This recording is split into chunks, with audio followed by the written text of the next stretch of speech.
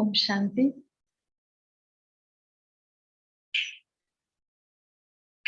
आजच्या या राजयोग सेशन मध्ये आपल्या सगळ्यांचं हार्दिक स्वागत आहे. तर काल आपण अभ्यासलं की हे सृष्टी चक्र 5000 वर्षांचं आहे. त्यामध्ये 4 युग आहेत: सतयुग, त्रेतायुग, द्वापरयुग आणि कलियुग. त्यापैकी आता चालू आहे कलियुगाचा अंत आणि सतयुगाची सुरुवात. हा 2 युगांचा संगम आहे, म्हणून याला संगम युग म्हणतात. त्याचबरोबर आपण हेही पाहिलं की सतयुग आणि त्रेतायुग म्हणजे स्वर्ग आहे आणि द्वापरयुग आणि कलियुग म्हणजे नरक आहे. तर संगम युग म्हणजे नरक आणि स्वर्ग यांचाही संगम आहे. त्याचबरोबर या संगम युगामध्ये जुनं चक्र संपतं आणि नवीन चक्र सुरू होतं. म्हणजे जुन्या आणि नवीन चक्राचाही हा संगम आहे. हे एक जे चक्र आहे याला एक कल्प असं म्हणतात. हे कल्प हा जो शब्द आहे हा संकल्प या शब्दातून आलेला आहे. तर या संगम युगामध्ये शिवबाबा स्वतः सृष्टीवर येतात. प्रजापिता ब्रह्मा यांच्याद्वारे ज्ञान देतात. स्वतःचा परिचय स्वतःच करून देतात आणि सर्व आत्म्यांना स्वतःशी जोडतात. म्हणजेच हा आत्म्यांचा परमात्म्याशी संगम आहे आणि म्हणूनही याला संगम युग म्हणतात. तर या संगम युगामध्ये शिवबाबा ब्रह्मा बाबांना एक संकल्प देतात की तुला ही जुनी दुनिया बदलायची आहे आणि नवीन दुनिया स्थापन करायची आहे. ब्रह्मा बाबा तो संकल्प स्वीकारतात की मला नवीन दुनियेची स्थापना करायची आहे. तो संकल्प पूर्ण करेपर्यंत त्यांना खूप विघ्न येतात, परीक्षा येतात, तरी सुद्धा ते तो संकल्प मागे घेत नाही. साधारण मनुष्य 1 तारखेला संकल्प करतो आणि 4-5 तारखेपर्यंत सोडून पण देतो. पण ब्रह्मानी जो हा संकल्प केला तो पूर्ण करण्यामध्ये त्यांना अनेक अडथळे आले, तरी सुद्धा त्यांनी तो संकल्प मागे घेतला नाही. ब्रह्माच्या या एका संकल्पामधून हे एक चक्र तयार झालं आणि म्हणून या एका चक्राला एक कल्प असं म्हणतात. तर हे पूर्ण कल्प आहे 5000 वर्षांचं. त्यापैकी अर्ध्या कल्पामध्ये म्हणजे सतयुगामध्ये आणि त्रेतायुगामध्ये भारत स्वर्ग होता आणि अर्ध्या कल्पामध्ये म्हणजे द्वापरयुगात आणि कलियुगात भारत नरक होता. तर कलियुगाचं रूपांतर सतयुगामध्ये शिवबाबा संगम युगामध्ये करतात. म्हणजेच ब्रह्माच्या द्वारे नवीन दुनियेची स्थापना करतात. तर ब्रह्माद्वारे दिलेल्या ज्ञानाच्या आधारे ते पहिल्यांदा आत्म्यांमध्ये नवीन दुनियेचे संकल्प क्रिएट करतात, नवीन दुनियेचे संस्कार त्यांच्यामध्ये भरतात. म्हणजे या नवीन दुनियेची स्थापना संगम युगामध्ये सर्व प्रजापिता ब्रह्मा यांच्या मुलांच्या म्हणजे ब्राह्मणांच्या मनामध्ये पहिल्यांदा ही स्थापना होते आणि त्यानंतर सतयुगामध्ये ही बाहेरची दुनिया तयार होते. तर हे एक चक्र म्हणजे एक नाटक आहे. याच्यामध्ये प्रत्येक आत्मा आपली आपली भूमिका करत आहे.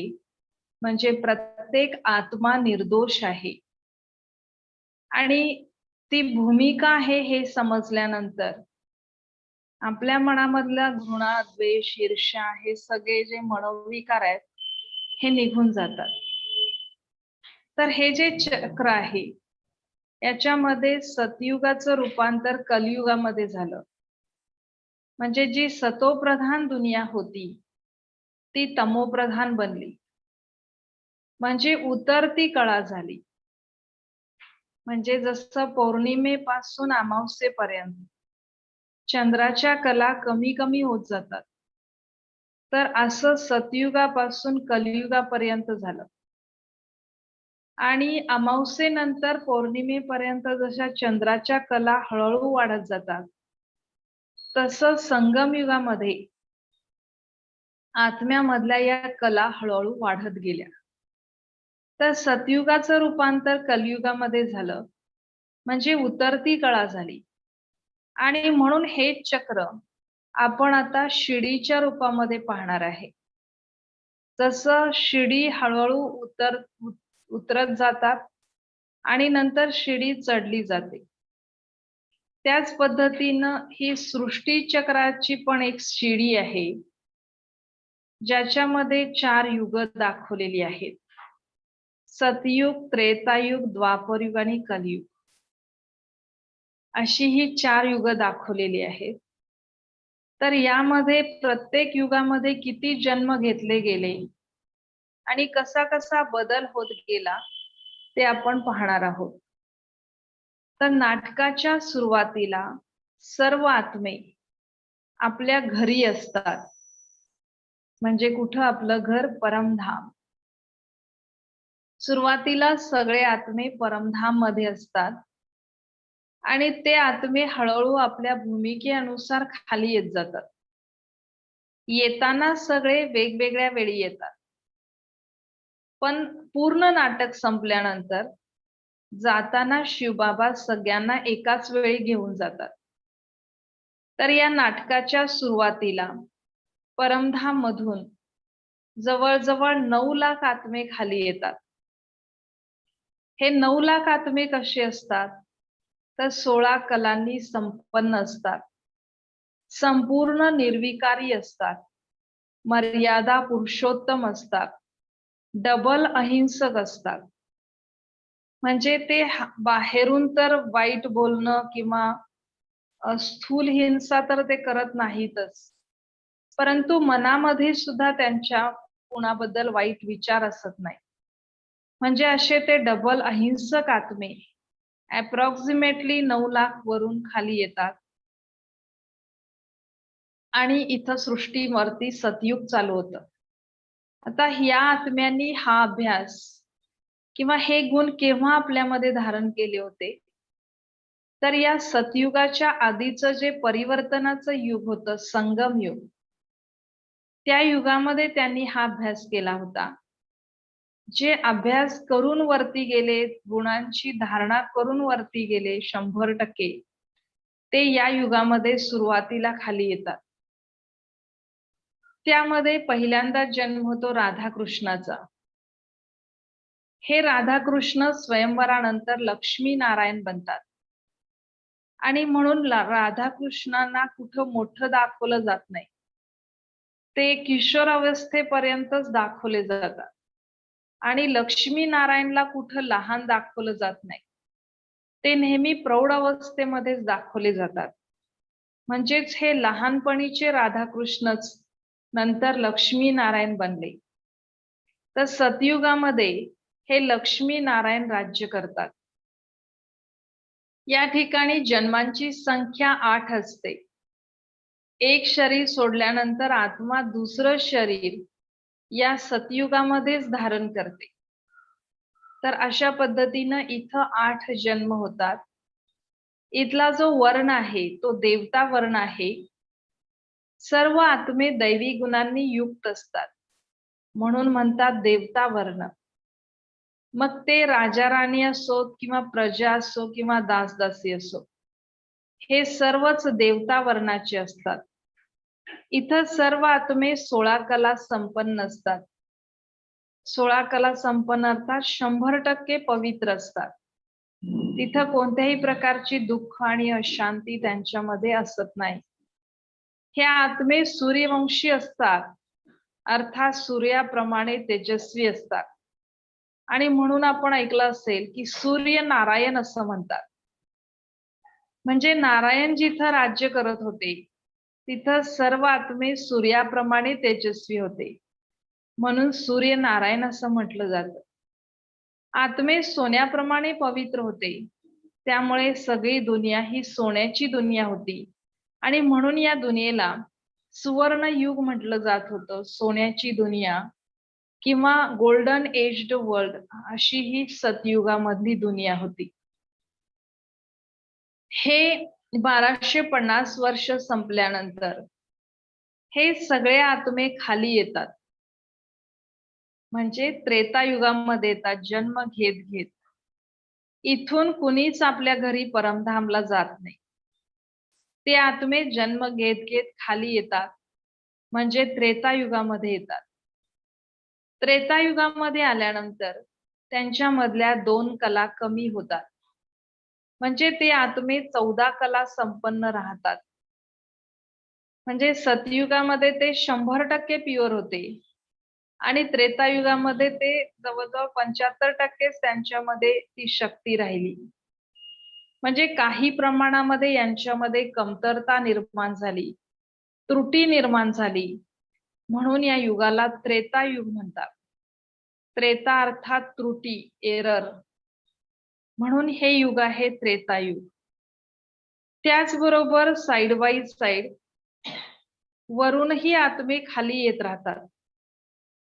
या युगामध्ये वरून कोणत्या प्रकारचे आत्मे खाली येतात, तर ज्यांनी संगम युगामध्ये 75% अभ्यास केला होता, 14 कलापर्यंत संपन्न स्वतःला बनवून जे आत्मे आपल्या घरी परमधामला गेले होते, ते आत्मे इथं त्रेतायुगामध्ये खाली येतात. सतयुगातले पण इथं खाली आले, ते 14 कला बनले आणि वरून येणारे पण 14 कला संपन्न आत्मे ते सगळे इथं मिक्स झाले आणि लोकसंख्या वाढत गेली.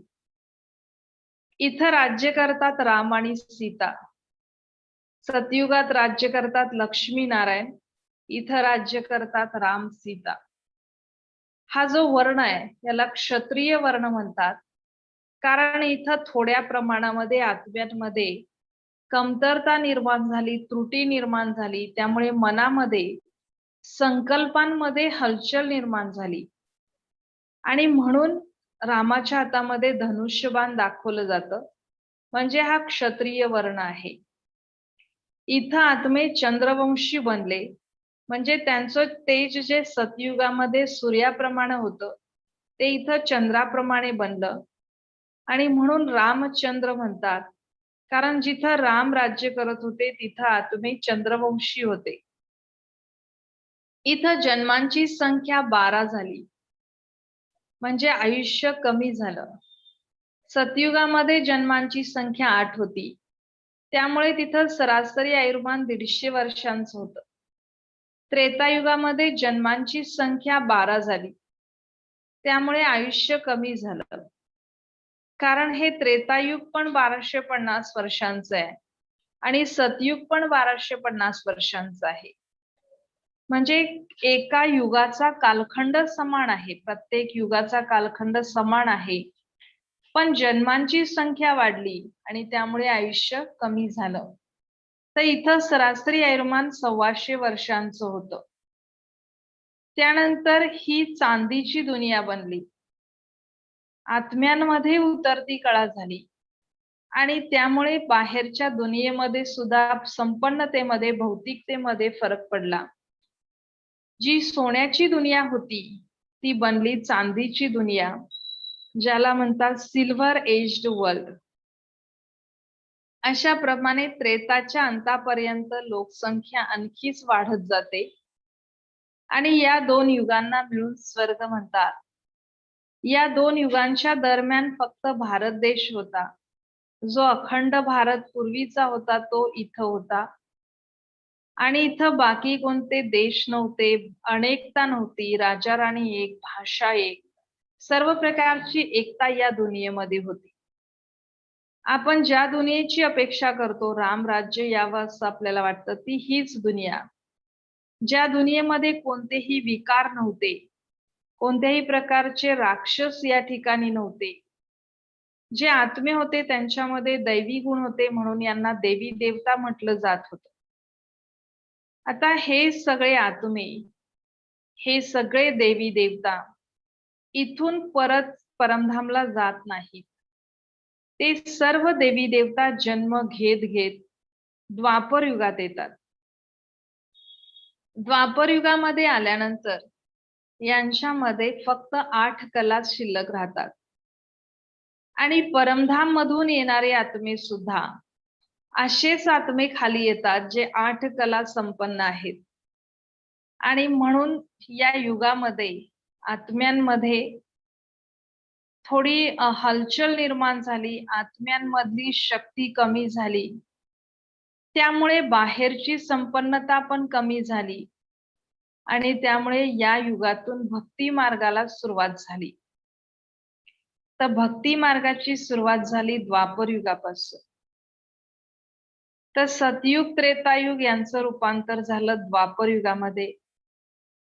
तर द्वापर युगामध्ये थोडीशी दुःख आणि अशांती सुरू झाली.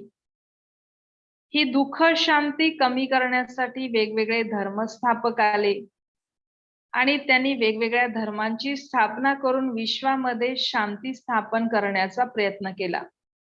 त्याचबरोबर साइड बाय साइड हे देवी देवता जेव्हा द्वापर युगात आले तेव्हा त्यांनी भक्ती मार्गाला सुरुवात केली. सतयुगामध्ये जे स्वतः पूज्य होते तेच द्वापर युगामध्ये आल्यानंतर पुजारी बनले.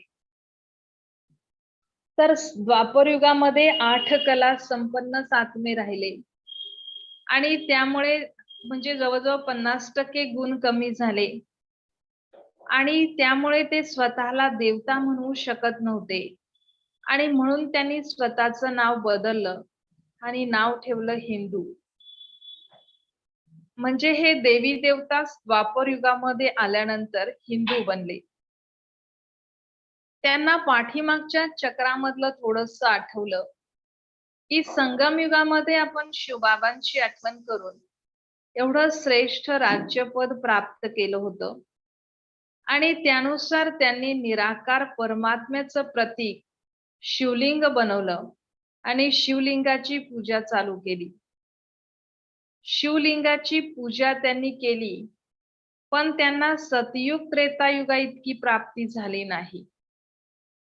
कारण संगम युगामध्ये जशा पद्धतीने शिवबाबांनी योग शिकवला होता, ज्याद्वारे एवढी प्राप्ती झाली होती, तो योग ते विसरून गेले. पण शिवबाबांचं प्रतीक म्हणून त्यांनी शिवलिंग बनवलं आणि शिवलिंगाची पूजा चालू केली. पण इतकी प्राप्ती झाली नाही. त्यामुळे त्यांनी पुन्हा श्रीकृष्णाची पूजा चालू केली.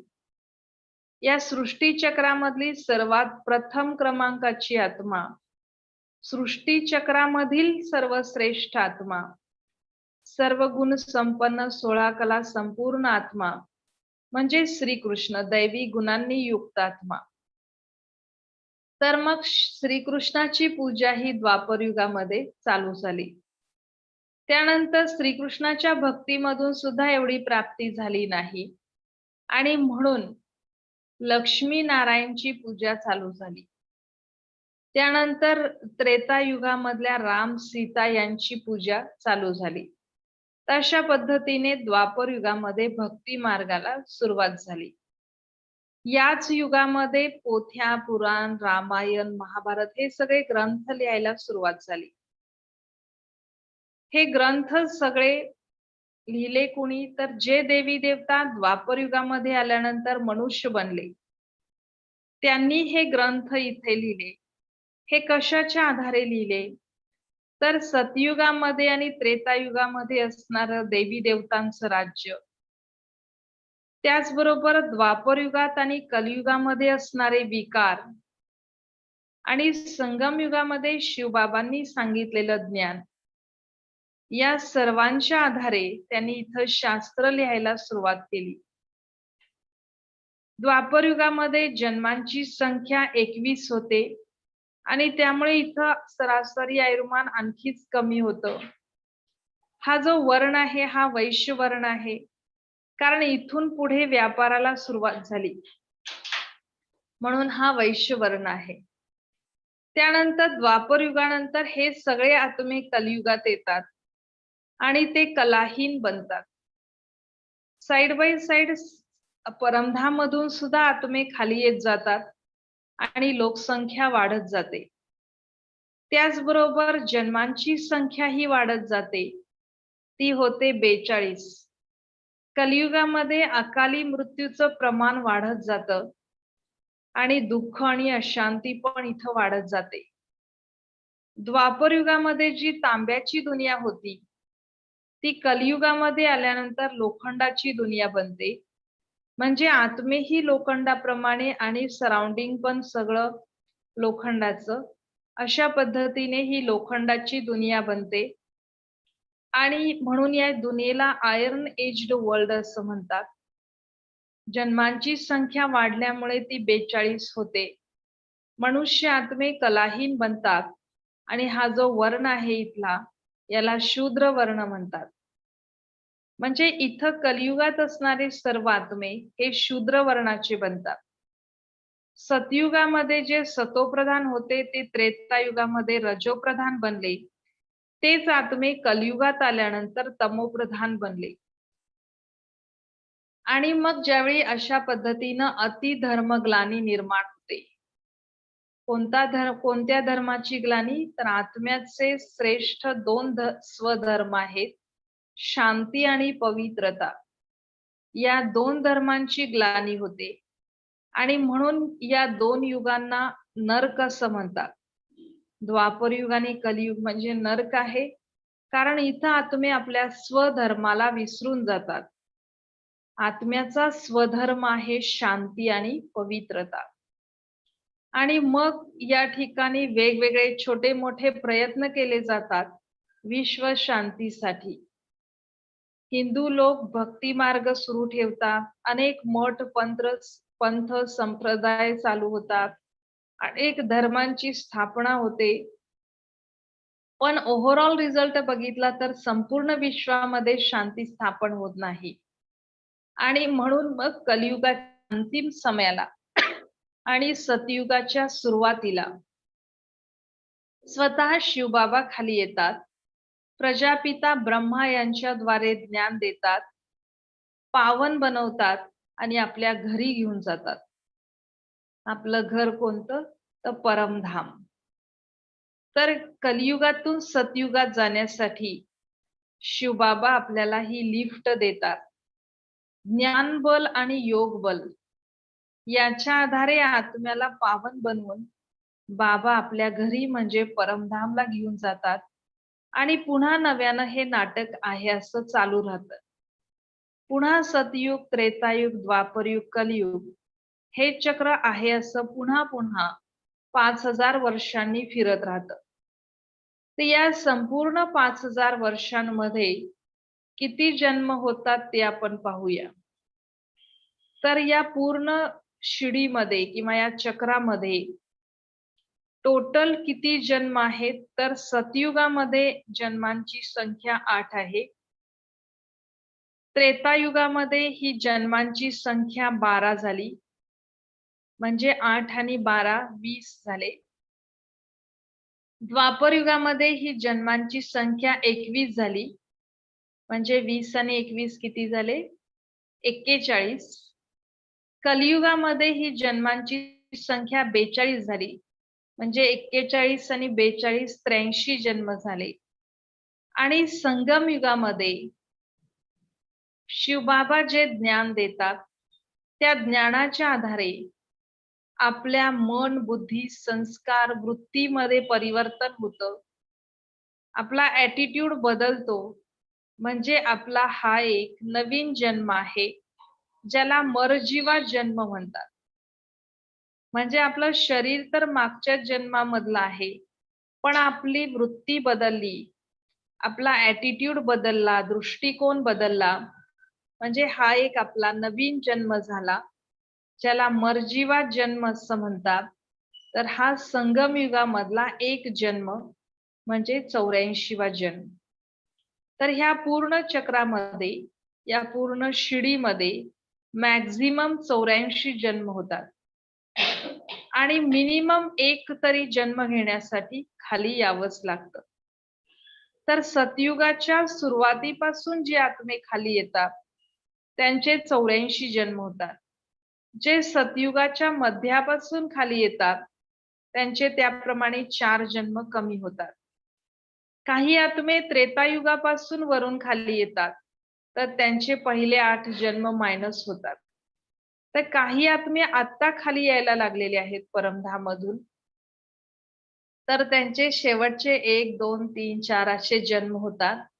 तर मॅक्झिमम 84 जन्म आणि मिनिमम 1 जन्म हे प्रत्येकाला घ्यावेच लागतात.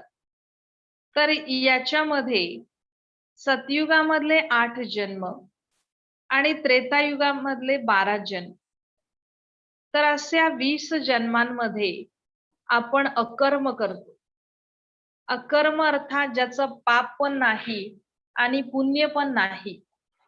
हे इथले जन्म म्हणजे संगम युगामध्ये केलेल्या पुरुषार्थाचं ते प्रारब्ध आहे. आणि म्हणून सतयुग आणि त्रेतायुगामधल्या या 20 जन्मांमध्ये अकर्म होतं, म्हणजेच न्यूट्रल वर्क, पाप पण नाही आणि पुण्य पण नाही. द्वापर युगामधले 21 आणि कलियुगामधले 42 या 63 जन्मांमध्ये आत्म्यांकडून विकर्म होतं, म्हणजे पाप कर्म होतं, ज्याची सजा कलियुगाच्या अंतिम समयाला भोगावी लागते.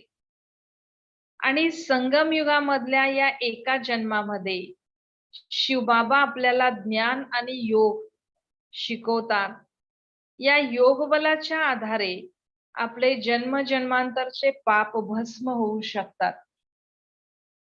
जसं गीतेमध्ये सांगितलेलं आहे, सर्व धर्मान् परित्यज्य माम एकम शरणम व्रज, अहम त्वा सर्व पापेभ्यो मोक्ष इष्यामी मा शुचः.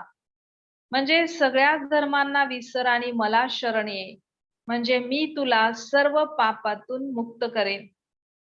तर या संगम युगामध्ये आपण जर शिवबाबांना शरण गेलो, शरण जाणार अर्थात ते जे सांगतात ते ऐकणं, त्याप्रमाणे आपण आपलं योग बल वाढवलं तर आपले हे 63 जन्माचे पाप कर्म या एका जन्मामध्ये योग बलाने भस्म होऊ शकतात.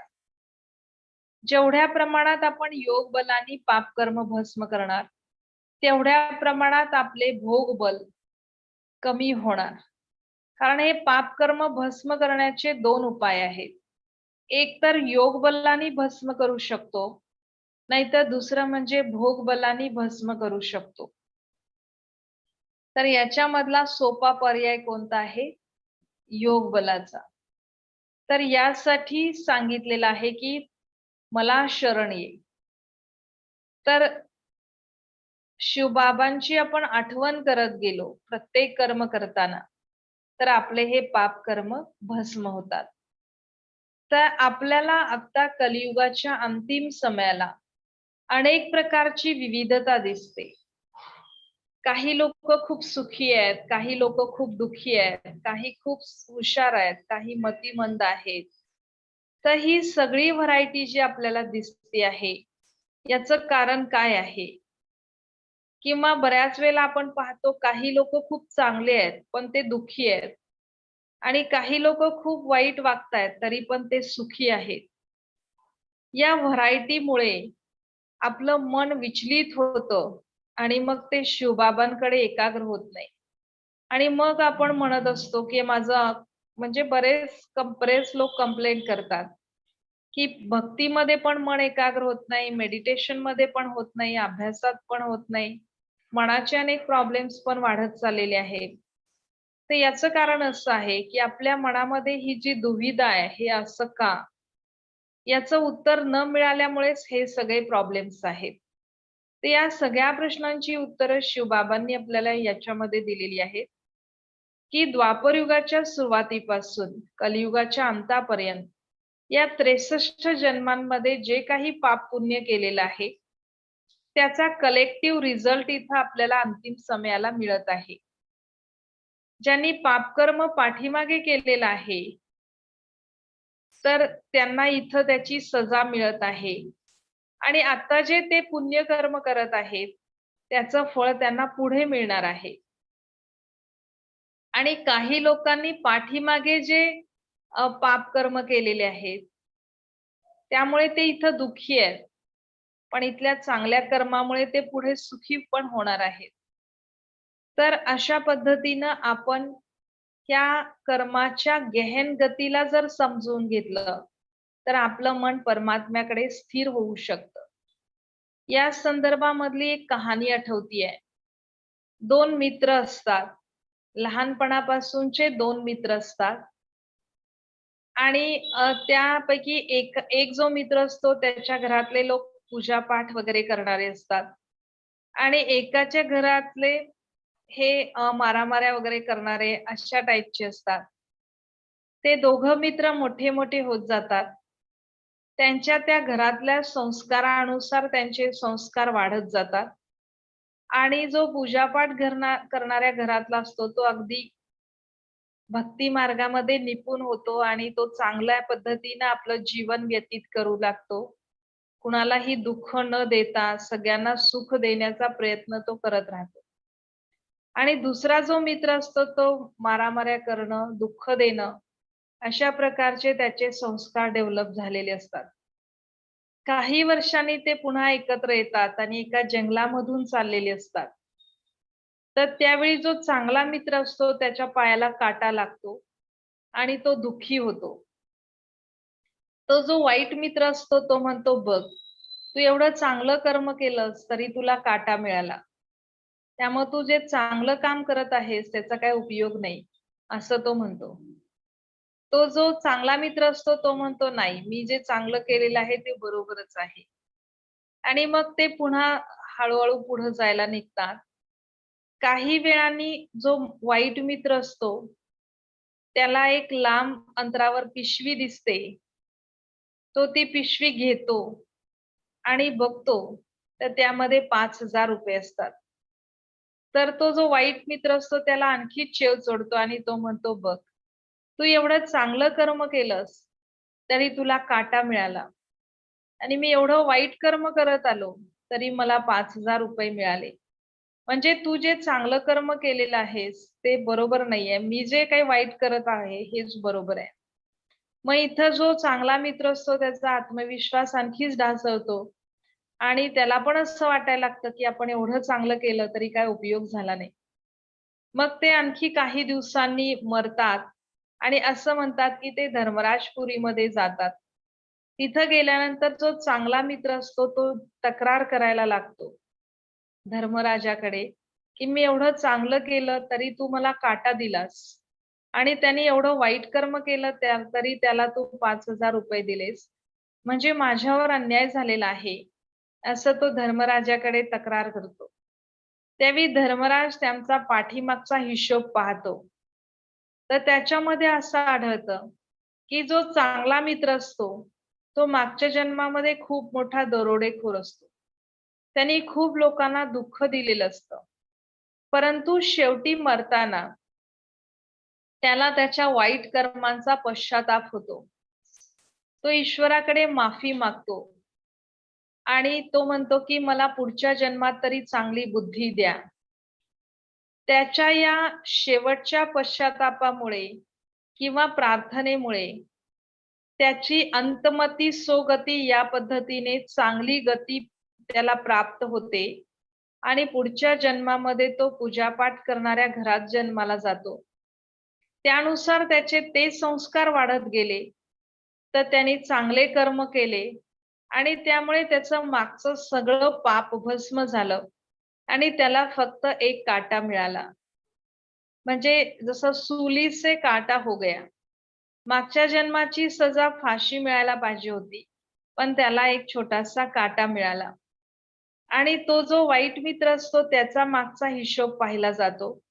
तर मागच्या जन्मात तो खूप मोठा दानधर्म करणारा व्यक्ती असतो.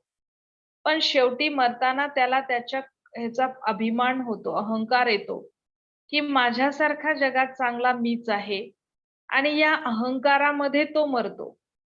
अंतमती सोगती या नियमानुसार अंतिम समयाला जशी मती म्हणजे बुद्धी असते, त्यानुसार पुढची गती म्हणजे त्याप्रमाणे पुढचा जन्म प्राप्त होतो आणि त्यानुसार तो तशा प्रकारच्या घरात जन्माला जातो.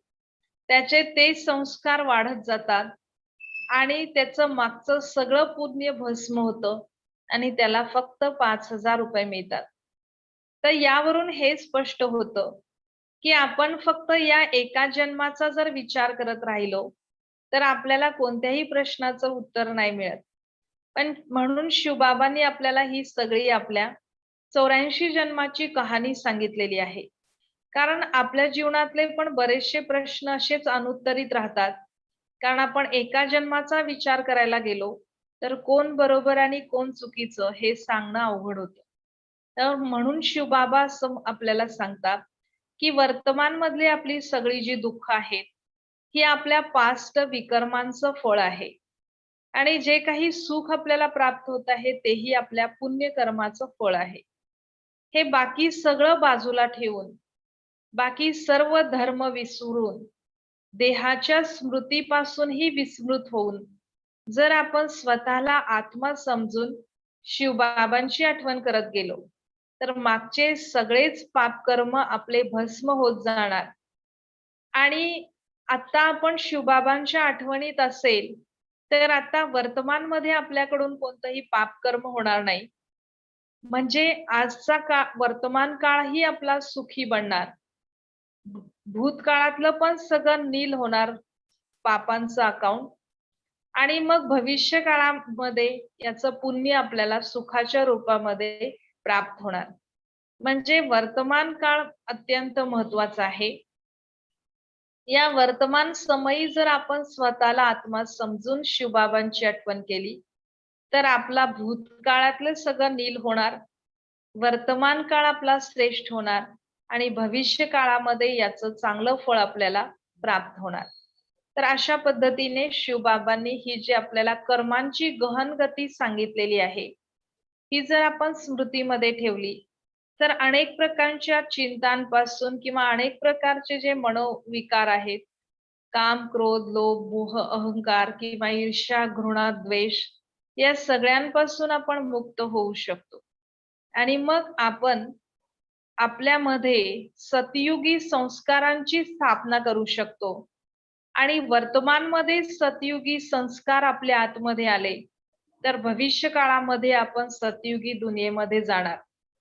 जसं एखादा व्यक्ती वर्तमानमध्ये मेडिकल कॉलेजमध्ये असेल आणि सगळं मेडिकलचं ज्ञान आत्मसात करत असेल, तर नॅचरली भविष्य काळात तो डॉक्टर बनणार. त्याच पद्धतीने वर्तमानमध्ये जर आपण दैवी गुणांची स्थापना स्वतःमध्ये केली, तर भविष्यामध्ये आपण देवी देवतांचं पद प्राप्त करू शकतो. तर आपण सर्वजण ही कर्मांची गहन गती समजावून घेऊन शिवबाबांच्या आठवणीमध्ये राहिलो, तर आपल्यालाही चांगली गती म्हणजे चांगला जन्म म्हणजेच देवी देवतांचं पद प्राप्त होऊ शकतं. तर आता काही क्षणांसाठी आपण आपल्या मनाला आपल्या अंतरंगात न्यायचं आहे आणि ज्यांना ज्यांना आपण दोष देत आलो, त्या सर्वांना निर्दोष समजायचं आहे. कारण आपल्या सगळ्या सुखाला आणि दुःखाला आपलेच पास्ट कर्म कारणीभूत आहेत. तर आपण आपल्याला स्वतःला रिस्पॉन्सिबल समजून स्वतःच या दुःखांमधून मुक्त होण्याचा प्रयत्न करायचा आहे. तर काही क्षणांसाठी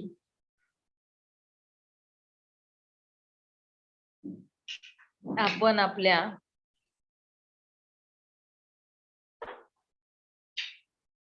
अंतर्मनामध्ये जायचंय.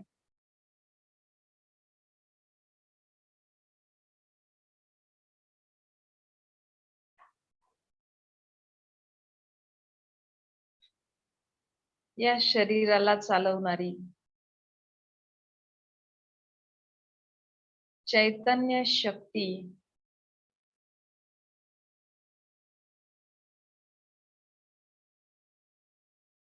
मी आत्मा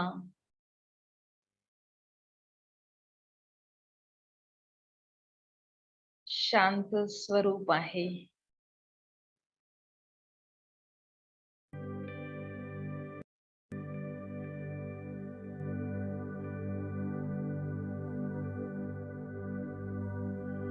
मी श्रेष्ठ आत्मा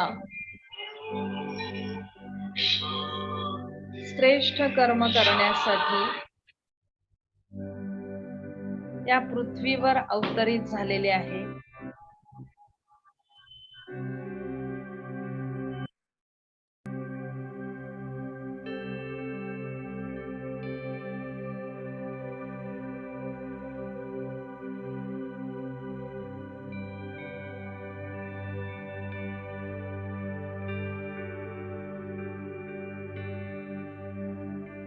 मला प्राप्त असलेलं सुख दुःख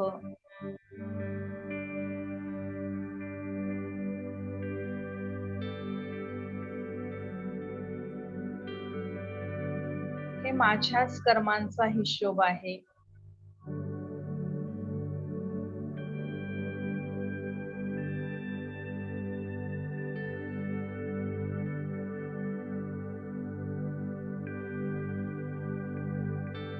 मी आत्मा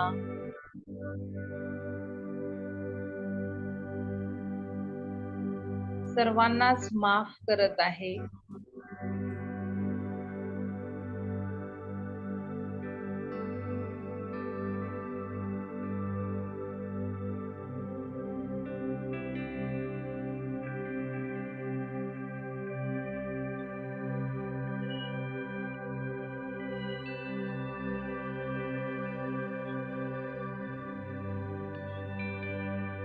परमपिता शिवबाबांच्या दिव्य स्मृतीमध्ये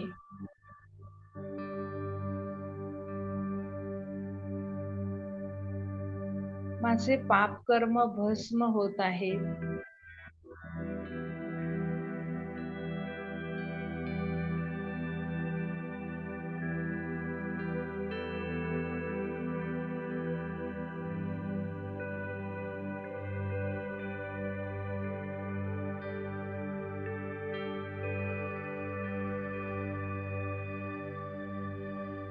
मी आत्मा शुद्ध आणि पवित्र बनत आहे.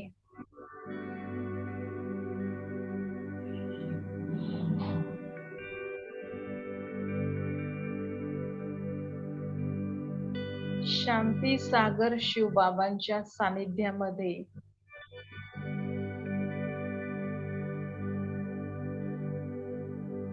मी गहन शांतीचा अनुभव करीत आहे.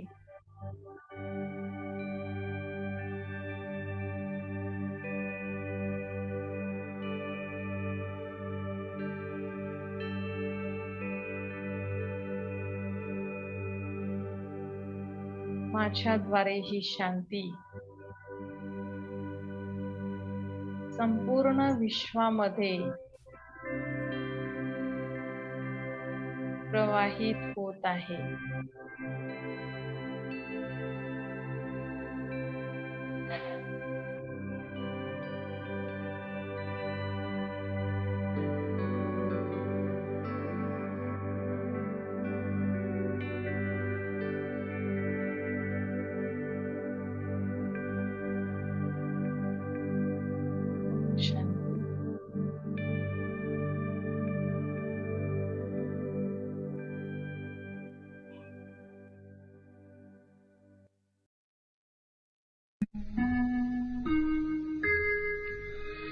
कर्म करो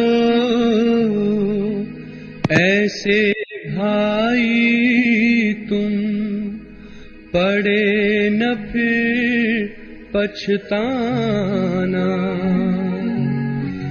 पड़े न फिर पछताना।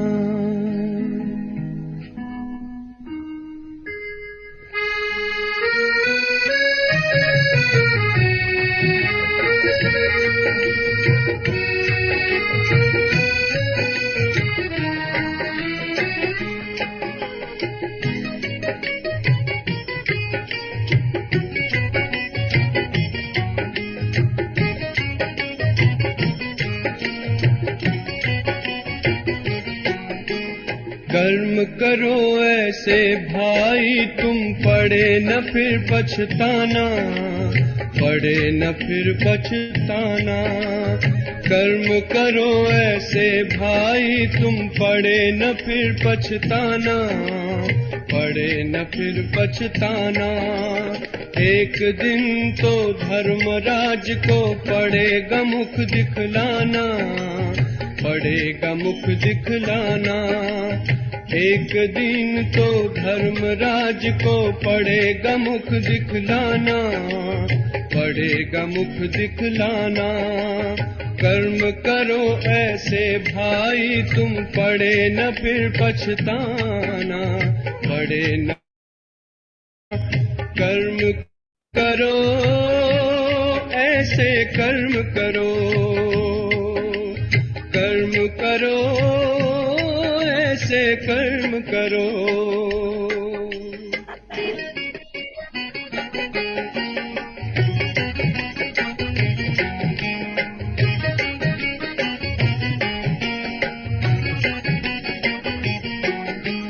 मन में औरों के लिए तुम शुभ संकल्प चलाओ, निंदा करता है जो तुम्हारी अपना उसे बनाओ। आंखों से कभी बुरा न देखो, पड़े जो आंख झुकाना, पड़े जो आंख झुकाना। आंखों से कभी बुरा न देखो, पड़े जो आंख झुकाना, पड़े जो आंख झुकाना। कर्म करो ऐसे भाई तुम, पड़े न फिर पछताना, पड़े न फिर पछताना। कर्म करो भाई कर्म करो, कर्म करो भाई कर्म करो।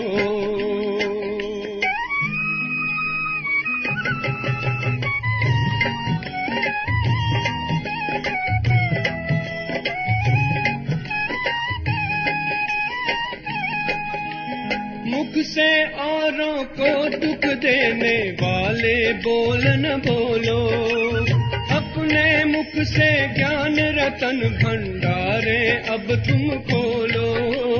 कानों से कभी सुनो न ऐसा, पड़े जो कान कटाना, पड़े जो कान कटाना। कानों से कभी सुनो न ऐसा, पड़े जो कान कटाना, पड़े जो कान कटाना। कर्म करो ऐसे भाई तुम, पड़े न फिर पछताना, पड़े न फिर पछताना। कर्म करो ऐसे कर्म करो, कर्म करो ऐसे कर्म करो।